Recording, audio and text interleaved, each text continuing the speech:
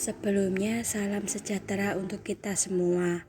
Perkenalkan, nama saya Vika Chandra Kristanti, kelas 6A PKO dengan NIM D021716. Di sini saya akan menjelaskan tentang mata kuliah evaluasi pengajaran dengan dosen pengampu Bapak Fatskul Imron, SPD, MOR. Saya akan menjelaskan tentang 3 ranah. Yang pertama, ranah kognitif, yang kedua, ranah efektif, yang ketiga, ranah psikomotorik.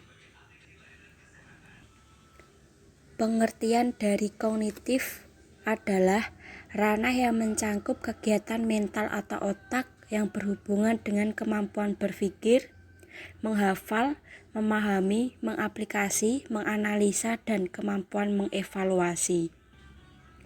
Ada 6 aspek kognitif. Yang pertama, pengetahuan, yang kedua, pemahaman, yang ketiga, penerapan, yang keempat, analisis, yang kelima, sintesis, dan yang keenam, evaluasi.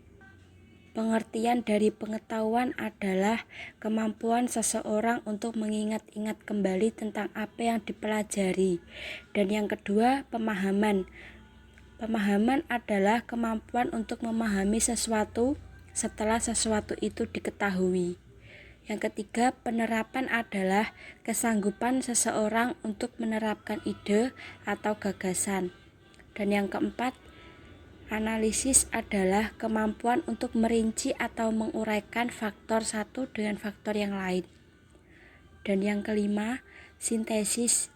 Sintesis adalah kemampuan berpikir untuk memadukan bagian secara logis. Yang keenam, evaluasi adalah kemampuan untuk membuat perkembangan terhadap suatu kondisi. Dan untuk ranah yang kedua yaitu ranah efektif. Pengertian dari ranah efektif adalah ranah yang berkaitan dengan sikap dan nilai, yaitu mencangkup watak perilaku seperti perasaan, minat, sikap, emosi, dan nilai. Ada 5 aspek dalam efektif. Yang pertama, menerima, yang kedua, menanggapi, yang ketiga, menilai atau menghargai, yang keempat, mengorganisasikan, yang kelima, karakterisasi dengan suatu nilai. Pengertian menerima adalah kepekaan seseorang dalam menerima rangsangan dari luar yang datang kepada dirinya dalam bentuk masalah. Dan yang kedua, menanggapi adalah mengikut sertakan secara aktif dalam fenomena tertentu. Yang ketiga, menilai atau menghargai adalah memberikan nilai atau memberikan suatu penghargaan terhadap suatu kegiatan. Yang keempat, mengorganisasikan adalah mempertemukan perbedaan nilai sehingga terbentuk nilai baru yang universal. Yang kelima, karakterisasi dengan suatu nilai adalah yakni keterpaduan semua sistem nilai yang telah dimiliki. Dan untuk ranah yang ketiga adalah psikomotor. Psikomotor adalah ranah yang menitik gerakan kepada kemampuan fisik dan kerja otot.